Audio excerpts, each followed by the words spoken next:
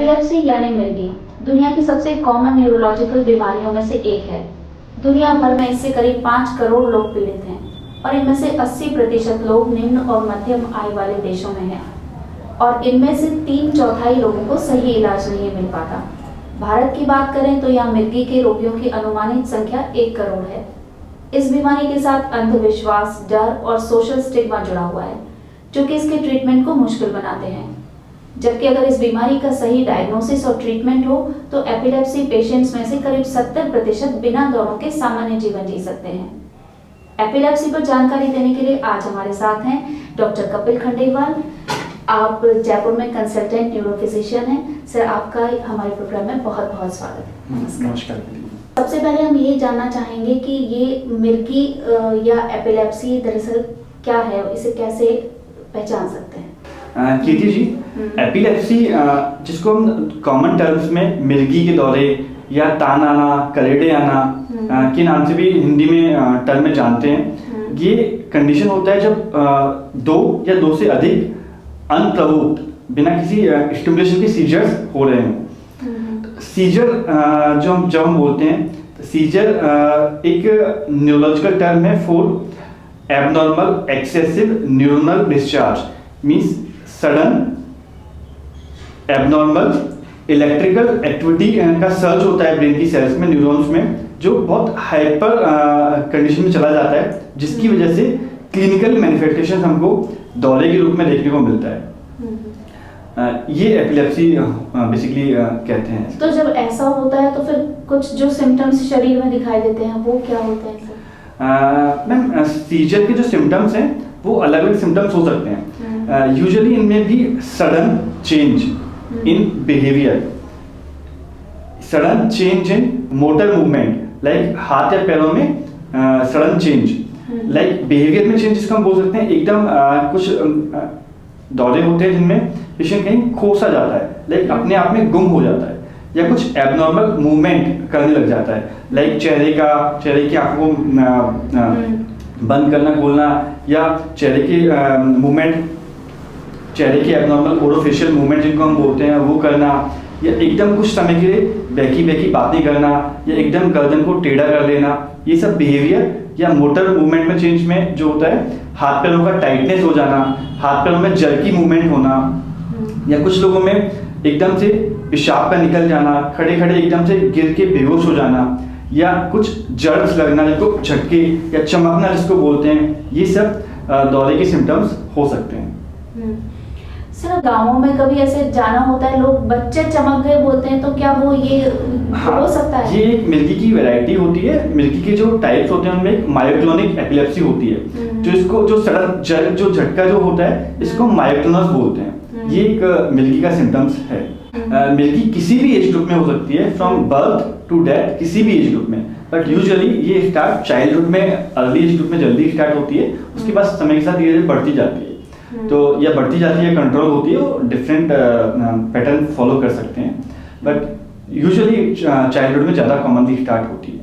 तो फिर वही है, ये सारी चीज़ें जो हैं, पर गांवों में अक्सर शायद ये इसीलिए होता है कि वो इस तरीके के सिम्टम अगर कोई पेशेंट में दिखाई देते हैं तो उन्हें लगता है कोई भूत प्रेत का किसी का साया है या कुछ है, तो वो झाड़ा वाड़ा बहुत चलता है। हाँ, वो बहुत कॉमन है कि उनसे आप कुछ मैसेज दीजिए कि क्या ये बहुत मिथ है कि जो मिथ्स और फैक्ट्स की बात करते हैं मिर्गी में, तो ये बहुत बड़ा मिथ या बहुत बड़ी भ्रांति है मिर्गी के बारे में कि ये भगवान का श्राप है, या कोई भूत प्रेत का साया है, या कोई ऊपरी पराया जिसको हम कॉमन टर्म में बोलते हैं वो हो गया है, या कोई पुराने कर्मों की सजा है।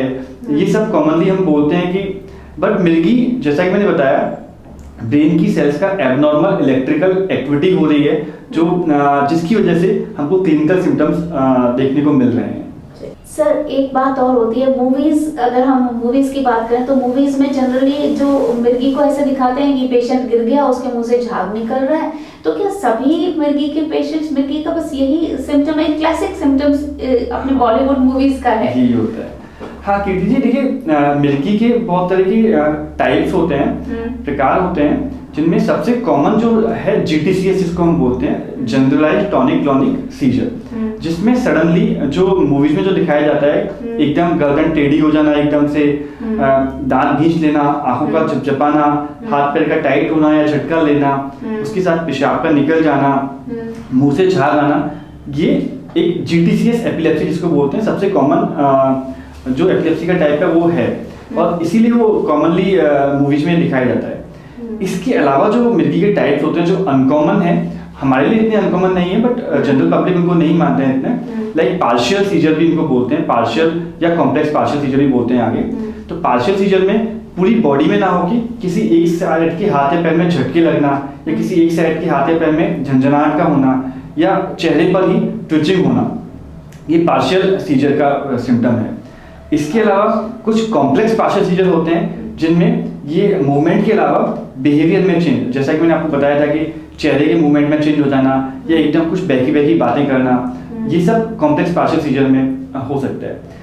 इसके अलावा चौथी एपिलेप्सी अगर बात करें, माइक्लोनिक सीजर जिनको हम बोलते हैं, सडनली चमकना जिसको बोलते हैं, एकदम झटका लगना, या बच्चों में बहुत कॉमनली होता है कि चलते चलते अचानक से झटका लगे गिर गए, या हम लोग कॉमनली माइक्लोनिक एपिलेप्सी में कई बार होता है कि मॉर्निंग में, ये अर्ली मॉर्निंग में माइक्रोनस बहुत कॉमन होता है कि सडनली हम लोग कुछ कर रहे हैं, अपने कूम्बिंग कर रहे हैं या हाथ में ग्लास है, झटका लगा गिर गया, तो इतना याद नहीं रहता झटका लगा बट वो चीज गिर गई, कॉमनली रेगुलरली हो रही है, तो ये माइक्रोनिक एपिलेप्सी हो सकती है।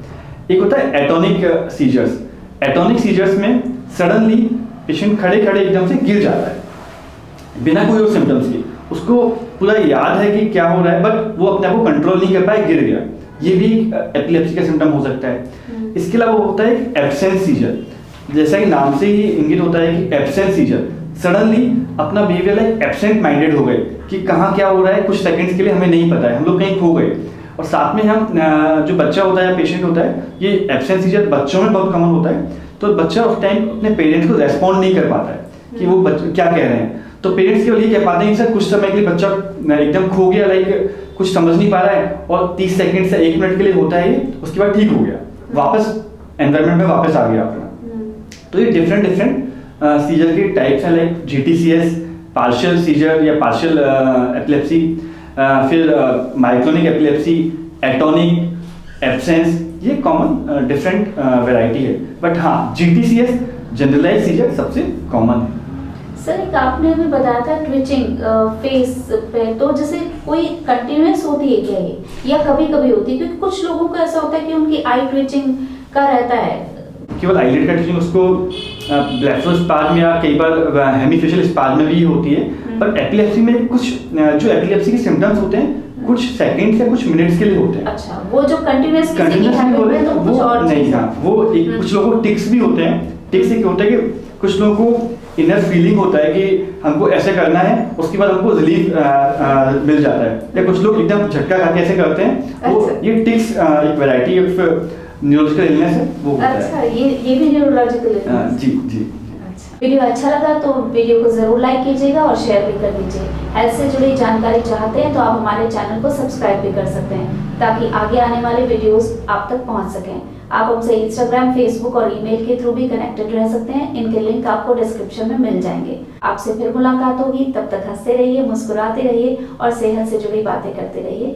नमस्कार।